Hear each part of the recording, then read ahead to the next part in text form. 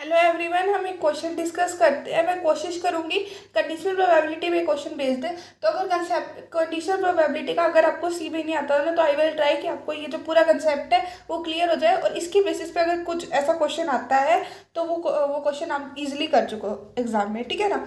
Mother father and सन, तीन बंदे हैं ये। ठीक है ना। इन्होंने रैंडम मतलब हो गया, मतलब हमें नहीं पता आगे मदर हो गया, आगे फादर होगा या आगे सन होगा। मतलब एक फैमिली फोटो के लिए ये सब तैयार हो गए, लाइफ में लग चुके हैं। ठीक है ना।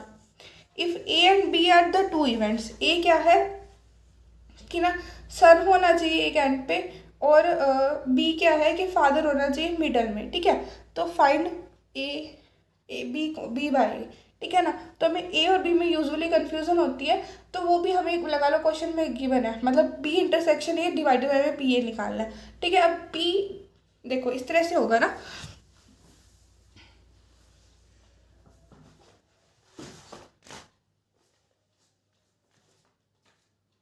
यहाँ से सॉल्यूशन शुरू हुआ, ये लास्ट क्वेश्चन का था। तो पी बी इंटरसेक्शन हमने ए निकालना है। ठीक है। तो this will be sorry P B by A निकालना है, तो ये किसके इक्वल होगा, इनके इंटरसेक्शन के डिवाइडेड बाय में पी ऑफ ए। ठीक है। अब हमें मतलब इनकी वैल्यूज चाहिए, तो सबसे पहले तो ना हम क्या करते हैं, मदर को एफ से डिनोट कर देते हैं, फादर को एफ से और सन को एस से, ताकि हमें बार बार ये पूरी पूरी लाइन्स लिखना ना पड़े। ठीक है। तो क्या होगा, व्हेन मदर, दैट इज हम एम ले रहे हैं, फादर यानी कि हम एफ ले रहे हैं। ठीक है। मदर फादर और क्या है, सन है ना, एंड सन दैट इज हम एस ले रहे हैं। ठीक है। Line up at random. ठीक है। फॉर ए फैमिली फोटो के लिए ये लाइन अप होते हैं। ठीक है। Then sample space is given by, क्या होगा, देखो हम क्या करते हैं, मदर को फिक्स रखते हैं, फादर सन, और फिर क्या करते हैं सन फादर। ठीक है। अब मैं सन को फिक्स रखती हूँ मदर फादर, और फिर अब मैं सन को फिक्स रखती हूँ फादर मदर। ठीक है। अब बस फादर को फिक्स करना रह गया, तो मदर सन।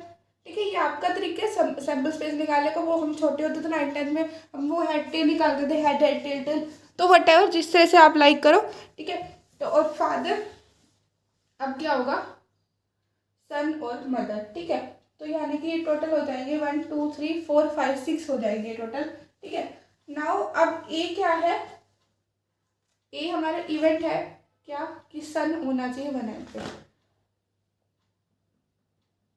नाउ ठीक है। तो ये वीडियो ऑटोमेटिकली स्टॉप हो गई थी, तो सन ऑन द 1 पे, यानी कि मैंने डैश से डिनोट किया था, मतलब नीचे डैश लगा दी थी। ऑब्वियसली बात है, आप एग्जाम में ना फेवरेबल इवेंट्स निकाल के दिखा देना, लिख के दिखा देना, जैसे हमने लास्ट क्वेश्चन में करके दिखाए थे ना।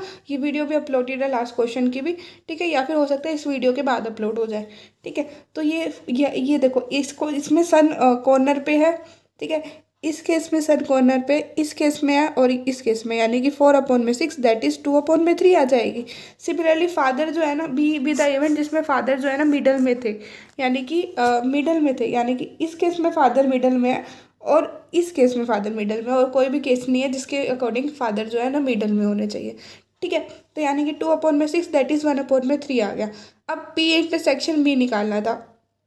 ठीक है। इंटरसेक्शन मतलब दोनों में कॉमन, कॉमन ये क्या आ रहा है, देखो इसमें सिर्फ दो इवेंट्स थे बी में, एक तो ये वाला और एक ये वाला, और ये दोनों के दोनों में सन जो है ना 1 पे है।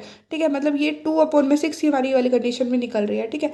अब हमें क्या चाहिए था, पी बी बाई ए। मैं इसी बेस पे करके दिखा रही हूँ, आप स्टेप बाय स्टेप करना। मैं पहले फॉर्मूला कोई नहीं लिखता होता, और बाद में वैल्यूज बाद में मतलब लास्ट में हम लिखते हैं वैल्यूज निकालने के बाद। ठीक है। तो मैं जस्ट इस पेज में आपको जस्ट आंसर तक अप्रोच कैसे करना है वो बता रही हूँ ना, रफली करके दिखा रही हूँ, एग्जाम में आप थोड़ी इस तरह से लिखोगे। ठीक है। P B intersection A divided by में पी ए। ठीक है। बी इंटरसेक्शन ए या फिर ए इंटरसेक्शन बी, एक ही बात है। तो 1/3 डिवाइडेड बाय में पी ए दैट इज 2/3। ठीक है। ओवरऑल आंसर क्या आएगा, हाफ के इक्वल आएगा, और हमारा क्वेश्चन डन है। Thank you so much for watching my video, I hope it help you.